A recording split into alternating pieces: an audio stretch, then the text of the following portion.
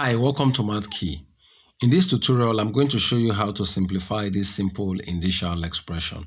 So the very first thing we are going to do is to rewrite the expression as a fraction.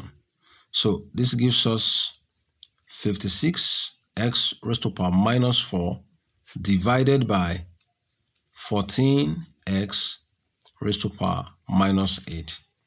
So you can see that both the 56 and 14 are now dividing themselves. They have a common factor of 7. So 7 goes into 56 is 8, and 7 goes into 14 is 2. So this implies that this can be rewritten as 8x raised to power minus 4 divided by 2 x raised to power minus 8. And now this implies that this can be written 8 divided by 2, of course, is 4. And x raised to power minus 4 divided by x raised to power minus 8 can be rewritten as x raised to power minus 4.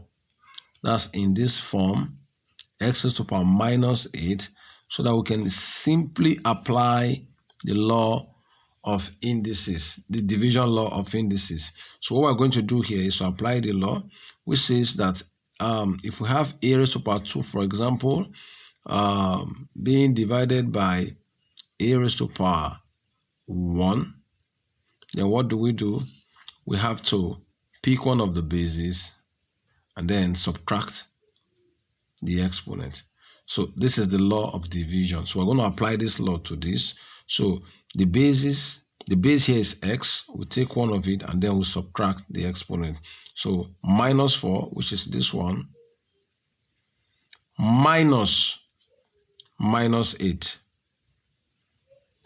And on that note, this implies that we have our 4x raised to power minus 4, minus is plus 8, which means